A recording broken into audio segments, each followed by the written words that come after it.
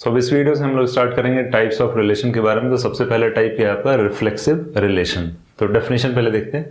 A relation capital R on a set capital A is said to be reflexive if x is related to x for all x belongs to A. इसको इस तरीके से भी पढ़ सकते हैं, x comma x belongs to R for all x belongs to A. तो ये तो डेफिनेशन होगी। ये बेसिकली क्या है, x comma x belongs to R for all x belongs to ए। अभी इस एग्जांपल से समझेंगे तो क्लियर हो जाएगी डेफिनेशन। यहाँ एक सेट लिया ए विच इज इक्वल्स टू 1 2 3। इस सेट में टोटल 3 एलिमेंट है और सेट क्या है, कैपिटल ए। तो सबसे पहले क्या करेंगे, इसका क्रॉस प्रोडक्ट या कार्टेशियन प्रोडक्ट कैलकुलेट करेंगे। तो जब हम लोगों ने कार्टेशियन प्रोडक्ट डिस्कस किया था तो वहां हमने 2 सेट लिया था, ए और बी। यहाँ हम सिंगल सेट भी ले सकते हैं, ओके। लेकिन जब हम क्रॉस प्रोडक्ट कैलकुलेट करेंगे तो जैसे वहाँ ए क्रॉस बी कैलकुलेट किया तो वहाँ यहाँ पे ए क्रॉस ए कैलकुलेट करना है। मतलब यही सेम सेट जो है हम लोग दोबारा लिखना है, A which is equals to 1 2 and 3, okay. तो अब क्या करेंगे, 1, 1 लिख दिया, then 1, 2, then 1, 3 and so on, इस तरीके से लिखते चले जाएंगे। तो ये क्या आ गया आपका कार्टेशियन प्रोडक्ट। तो रिलेशन क्या होता है, बेसिकली कार्टेशियन प्रोडक्ट का सबसेट होता है। अब देखो हमने यहाँ 3 रिलेशन लिखा हुआ है। तो देखिए R1 क्या है आपका 1, 1, 2, 2, 3, 3। तो अब हमें ये चेक करना है क्या ये आपका रिफ्लेक्सिव रिलेशन है। तो देखेंगे यहाँ पे क्या है, 1, 1 मीन्स x, x। तो x क्या है, इस सेट का एलिमेंट है। तो देखो 1 यहाँ प्रेजेंट है, यस। तो ये 1, 1 यहाँ पे बिलोंग कर रहा है फॉर ऑल x। हमें ये चेक करना for all x belongs to A. तो 1, 1 भी प्रेजेंट है। अब देखते हैं नेक्स्ट वाला 2, 2, यस, ये भी एलिमेंट है। 3, 3 तो इसका मतलब सारे एलिमेंट इसके प्रेजेंट है, जो भी पेयर बन रहा है 1, 1, 2, 2, 3, 3। तो इस सेट से सारे एलिमेंट बिलोंग कर रहे हैं। इसका मतलब ये क्या हो गया, रिफ्लेक्सिव। नेक्स्ट 1, 1 यस, पहला हो गया। 2, 2 सेकंड हो गया, लेकिन 3, 3 यहाँ मिसिंग है। तो क्या हम इसको रिफ्लेक्सिव कह सकते हैं? नहीं, क्योंकि क्राइटेरिया क्या, for all x belongs to A है। तो ये आपका रिफ्लेक्सिव नहीं होगा। फाइन। नेक्स्ट 1, 1, 2, 2, 3, 3। देन क्या आ रहा है 1, 2। तो क्या हम इसको रिफ्लेक्सिव कहेंगे? यस, ये भी रिफ्लेक्सिव होगा। सिर्फ क्राइटेरिया क्या है कि जितने भी नंबर ऑफ एलिमेंट हैं इस सेट में, कितने टोटल 3 एलिमेंट, तो इस सेट में भी 3 एलिमेंट होंगे और पेयर सारे यहाँ प्रेजेंट होने चाहिए। 1, 1, 2, 3, 3 ये आने चाहिए। अगर एक भी मिसिंग होगा तो उसको हम क्या कहेंगे, रिफ्लेक्सिव नहीं कहेंगे। और अगर एक्स्ट्रा हमको मिल गया, फॉर एग्जाम्पल जैसे यहाँ पे 1, 1, 2, 2, 3, 3 मिल रहा है, उसके साथ एक्स्ट्रा भी अगर मिल रहा है तो उसको भी हम रिफ्लेक्सिव कहेंगे। तो ये था रिफ्लेक्सिव। देखो सबसे इंपॉर्टेंट चीज क्या है, for all x belongs to A. तो ये थी रिफ्लेक्सिव रिलेशन की डेफिनेशन। अब हमें ये चेक करना है कि अगर आपको कोई एक सेट दिया हुआ है, for example A which is equals to 1, 2, 3 and so on till n number of element है। तो अब हमें ये फाइंड आउट करना है कि इसके करस्पॉन्डिंग कितने जो है रिफ्लेक्सिव रिलेशन हम लिख सकते हैं। क्वेश्चन क्या है कि पहले चीज तो ये है कि नंबर ऑफ रिफ्लेक्सिव रिलेशन, ये हमें फाइंड आउट करना है। एक क्वेश्चन ये। दूसरा क्वेश्चन है कि साइज ऑफ रिफ्लेक्सिव रिलेशन। तो साइज में क्या आएगा, एक हम देखेंगे मिनिमम का और दूसरा देखेंगे मैक्सिमम का। तो सबसे पहले ये देखते हैं, उसके बाद ये देखेंगे। अगर आपके पास एक सेट है जिसमें total n number of element है, तो इसकी साइज क्या हो जाएगी, इसकी साइज ऑब्वियस सी बात है n होगी। तो इसके करस्पॉन्डिंग क्रॉस प्रोडक्ट अगर हम कैलकुलेट करते हैं a क्रॉस a, तो इसमें नंबर ऑफ एलिमेंट्स कितने होंगे, 1, 1, then 1, 2 and so on 1, n, ये हो जाएगा। देन फिर स्टार्ट हो जाएगा 2, 1, then 2, 2 and so on 2, n and so on, then n, 1, n, 2 and so on. Total कितना हो जाएगा, n, n। तो ये n, n। तो अगर हमें इसकी साइज कैलकुलेट करनी है, यानी नंबर ऑफ एलिमेंट, तो अगर इसको हम एक मैट्रिक्स अज्यूम कर ले, तो इसको रो कर देना, इसको कॉलम। तो फर्स्ट रो में टोटल कितने एलिमेंट है, n। सेकंड रो में कितने एलिमेंट है, n। लास्ट रो में कितने एलिमेंट है, n। कितने जो है रोज हैं, टोटल n। तो अगर इसकी साइज हम देखेंगे तो इसकी साइज क्या आ रहा है, n into n which is equals to n square. तो अगर कोई भी एक सेट है उसमें नंबर ऑफ एलिमेंट अगर n है तो उसका क्रॉस प्रोडक्ट कैलकुलेट करेंगे तो क्या आएगा, n into n which is equals to n square. अगर इस एग्जांपल से देखें, यहाँ टोटल 3 है, 1, 2, 3 row 3 column, 3 into 3 which is equals to 9 element. इससे अगर काउंट करेंगे तो वही सेम कॉन्सेप्ट अगर इसको यूज करें तो number of element cross product में कितने आएंगे, n स्क्वायर। अगर नंबर ऑफ एलिमेंट सेट में कितने हैं, n। अब हमें फाइंड आउट करना है minimum size of reflexive relation. तो अगर हमने एक रिलेशन लिख दिया R1 which is equals to, इस तरीके से लिख दिया 1, 1, 2, 2, 3, 3 and so on n, n। तो क्या हम इसको रिफ्लेक्सिव कह सकते हैं? यस, तो जो मिनिमम साइज का रिफ्लेक्सिव रिलेशन होगा वो यही होगा। एक भी अगर मिसिंग है तो वो आपका रिफ्लेक्सिव नहीं होगा, जैसा कि अभी हमने इस एग्जाम्पल में देखा। देखो यहाँ 1,1 था, 2,2 था, इस सेट के अकॉर्डिंग 3,3 मिसिंग है, तो इसको हमने रिफ्लेक्सिव रिलेशन नहीं कहा। तो अगर इसको देखें तो इसमें सारे पेयर्स इसमें प्रेजेंट हैं, तो इसका मतलब ये रिफ्लेक्सिव होगा। अब इसमें टोटल एलिमेंट कितने होंगे, 1 2 3 and so on till n, तो इसका क्या आ रहा है आपका n आ रहा है। तो जो मिनिमम साइज आएगी वो क्या आएगी, n। कोई भी एक आपका रिफ्लेक्सिव रिलेशन, कोई एक सेट है जिसमें नंबर ऑफ एलिमेंट n है, उसके करस्पॉन्डिंग हमने क्रॉस प्रोडक्ट कैलकुलेट किया, उसमें नंबर ऑफ एलिमेंट कितने आ रहे हैं, n²। और अब हमें ये कैलकुलेट करना है कि मिनिमम साइज किसी भी रिफ्लेक्सिव रिलेशन की क्या हो सकती है। अगर कोई एक सेट जिसकी साइज n है तो वो क्या आएगी, n ही आ रही है। मैक्सिमम क्या हो सकता है, मैक्सिमम यही क्रॉस प्रोडक्ट हो सकता है, क्योंकि देखो इसमें 1,1 प्रेजेंट, इसमें तो सारे ही एलिमेंट है, तो ये जो आपका रिलेशन है इसके सारे एलिमेंट इसमें प्रेजेंट है, बाकी उसके अलावा सारे एलिमेंट और भी हैं, यानी एक्स्ट्रा एलिमेंट है। तो एक्स्ट्रा एलिमेंट का मतलब क्या हुआ, सारे एलिमेंट। तो सारे एलिमेंट का मतलब ये हुआ कि अगर कोई भी एक आपका क्रॉस प्रोडक्ट यानी सेट का हमने कार्टेशियन प्रोडक्ट कैलकुलेट किया है, तो क्या इससे कोई लार्जेस्ट रिफ्लेक्सिव रिलेशन हो सकता है। इसमें कोई एलिमेंट ऐड कर सकते हैं, नहीं।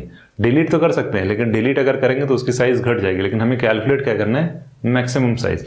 तो मिनिमम साइज क्या आएगी आपकी, n आएगी, जो कि ये आपका रिलेशन होगा, और दूसरा जो मैक्सिमम आएगी वो क्या हो जाएगा, खुद ही क्रॉस प्रोडक्ट ही हो जाएगा, तो इसकी साइज क्या हो जाएगी, n²। एक बार और इसको समझा देते हैं। एक सेट दिया हुआ जिसमें n नंबर ऑफ एलिमेंट है, क्वेश्चन ये है कि हमें फाइंड आउट करना है रिफ्लेक्सिव रिलेशन, और उसमें भी एक लाइन और ऐड कर दी है कि जो रिफ्लेक्सिव रिलेशन हम फाइंड आउट करें उसकी साइज मिनिमम क्या हो सकती है। तो मिनिमम साइज जो है वो ये हो सकती है, जो कि R1 से हमने रिप्रेजेंट किया। मैक्सिमम साइज क्या हो सकती है, वो आपका कार्टेशियन प्रोडक्ट हो सकता है। अब हम लोग डिस्कस करने वाले हैं कि नंबर ऑफ रिफ्लेक्सिव रिलेशन कितने हो सकते हैं। ओके, तो ये देखते हैं। सो अब देखते हैं किस तरीके से फाइंड आउट करेंगे नंबर ऑफ रिफ्लेक्सिव रिलेशन। तो पहले एक दो न्यूमेरिकल क्वेश्चन करते हैं, तब जो है इसका फॉर्मूला डिराइव करते हैं। तो ये एक एग्जांपल लिया जिसमें नंबर ऑफ एलिमेंट कितने हैं, 1,2, इसका क्रॉस प्रोडक्ट कैलकुलेट कर लिया, तो ये हमें नंबर ऑफ एलिमेंट मिल गए।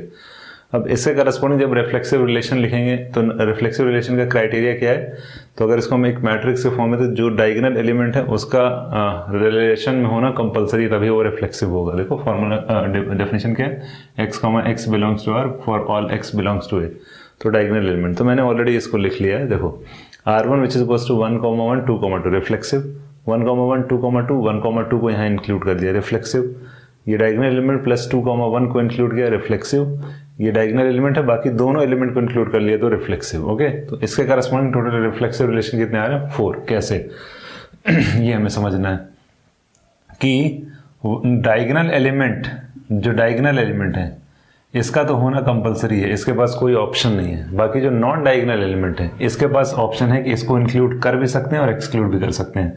तो नंबर ऑफ पॉसिबिलिटी कितनी आ रही है, देखो डायगोनल तो कंपलसरी है, छोड़ दो इसको। तो इस एलिमेंट के लिए दो possibility, either we can include this और एक्सक्लूड दिस, इसके लिए दो पॉसिबिलिटी है। तो टोटल नंबर ऑफ रिलेशन कितने आ रहे हैं, 4। तो देखो यहाँ 4 रिलेशन मिल गए। अब इस एग्जाम्पल को भी देखते हैं। यहाँ 2 एलिमेंट का लिया तो समझ में आया कि हाँ भाई 4 आ रहे हैं। अभी फॉर्मूले पे आते हैं, एक और एग्जाम्पल कर लेते हैं। यहाँ टोटल एलिमेंट कितने हैं, 3। तो अगर एक सेट है जिसमें 3 एलिमेंट है, इसका जब हम कार्टेशियन प्रोडक्ट कैलकुलेट करेंगे तो नंबर ऑफ एलिमेंट कितने आएंगे, 3 cross 3 which is equals to 9। तो अब देखो इसमें डायगोनल एलिमेंट कौन कौन से हैं, 1,1 2,2 3,3। तो डायगोनल एलिमेंट का होना तो कंपलसरी है, इसके बारे में तो कोई सोचना ही नहीं है। बाकी रेस्ट ऑफ द एलिमेंट के पास ऑप्शन है 2-2, या तो इसको एक्सक्लूड कर देंगे या तो इंक्लूड कर लेंगे। तो 1 2 3 4 5 6 टोटल नॉन डायगोनल एलिमेंट कितने हैं आपके, 6। तो नॉन डायगोनल के पास टोटल पॉसिबिलिटी कितनी है, 6। तो total number of reflexive relation कितने हो जाएंगे, 2⁶। यहाँ क्या था 2⁵, क्यों, क्योंकि यहाँ नॉन डायगोनल 2 थे, यहाँ नॉन डायगोनल 6 एलिमेंट है, तो इसलिए आ रहा 2⁶ नंबर ऑफ रिफ्लेक्सिव रिलेशन। अब फॉर्मूला देखते हैं। अगर आपके पास एक सेट है, हाँ ये लिखते हैं, एक सेट है जिसमें नंबर ऑफ एलिमेंट कितने हैं, n। Okay, number of element कितने हैं, n। तो इसका अगर हम क्रॉस प्रोडक्ट कैलकुलेट करेंगे तो इसमें नंबर ऑफ एलिमेंट कितने आएंगे, n cross n which is equals to n²। Okay, इस सेट में एलिमेंट है टोटल n² एलिमेंट, जैसे यहाँ n² थे, यहाँ n² थे। अब देखो इसका फॉर्मूला किस तरीके से लेंगे, तो नंबर ऑफ रिफ्लेक्सिव रिलेशन अगर हमें लिखना हो तो हमारे पास पॉसिबिलिटी क्या है, पॉसिबिलिटी है कि नॉन डायगोनल एलिमेंट को इंक्लूड भी कर सकते हैं और नहीं भी कर सकते हैं। तो इसमें टोटल डायगोनल एलिमेंट कितने आएंगे इस पर्टिकुलर सेट में? अगर देखो यहाँ पे टोटल एलिमेंट थे 9, दैट मीन्स इसकी अगर मैट्रिक्स की बात करें तो 3 क्रॉस 3, तो 3 जो है डायगोनल थे, रेस्ट ऑफ द पार्ट जो थे वो नॉन डायगोनल। तो नंबर ऑफ डायगोनल एलिमेंट कितने होंगे यहाँ पे? n डायगोनल एलिमेंट होंगे, फाइन। और टोटल नंबर ऑफ एलिमेंट कितने हैं? n square.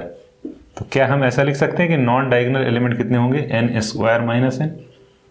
क्या ऐसा लिख सकते हैं? बिल्कुल लिख सकते हैं। अगर कोई एक मैट्रिक्स है फॉर एग्जांपल यहाँ पे, तो डायगोनल एलिमेंट कितने हैं? 2, तो नॉन डायगोनल कितने हो जाएंगे? 2। यहाँ डायगोनल एलिमेंट कितने हैं? 3, तो नॉन डायगोनल कितने आ रहे हैं? 6। तो कैसे आए? तो यहाँ नंबर ऑफ एलिमेंट कितने हैं? n, सपोज दैट n नहीं है, 3 है, okay.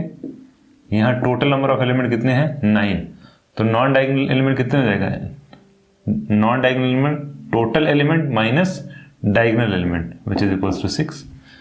Total element minus diagonal element which is equals to 6, इसीलिए तो 2 टू पावर 6 आया। तो इसमें टोटल नंबर ऑफ एलिमेंट कितने हैं? n स्क्वायर, और डायगोनल एलिमेंट कितने हैं? n, तो नॉन डायगोनल कितने आ गए? n square minus n। तो अब देखो इंटरेस्टिंग चीज कि अगर आपके पास एक सेट है जिसमें n नंबर ऑफ एलिमेंट है, तो इसका जब क्रॉस प्रोडक्ट कैलकुलेट करें तो कितने एलिमेंट आएंगे? n square. तो इससे कितने पॉसिबल रिलेशन हो सकते हैं, ये ऑलरेडी डिस्कस कर चुके हैं इंट्रोडक्शन के वीडियो में। तो टोटल रिलेशन कितने आ जाएंगे? 2 to the power n square, fine. लेकिन जब हमने क्या, ये तो टोटल रिलेशन की बात कर रहे हैं, रिफ्लेक्सिव की बात नहीं कर रहे हैं। अब नॉन डायगोनल एलिमेंट ही, ठीक है, हमारे पास जो एलिमेंट बचे हैं जिससे हम रिलेशन फाइंड आउट कर सकते हैं टोटल रिफ्लेक्सिव, उसके लिए एलिमेंट कितने हैं? n square minus n। तो total number of reflexive relation कितने हो जाएंगे? 2 to the power n square minus n। ये जो है आपका 2 to the power n square, ये कितने हैं? ये नंबर ऑफ रिलेशंस की बात हो रही है। नंबर ऑफ रिफ्लेक्सिव रिलेशन क्या करेंगे? देखो ये है आपके number of non diagonal element, इसकी पॉसिबिलिटी क्या है? या तो इंक्लूड कर सकते हैं या तो एक्सक्लूड कर सकते हैं।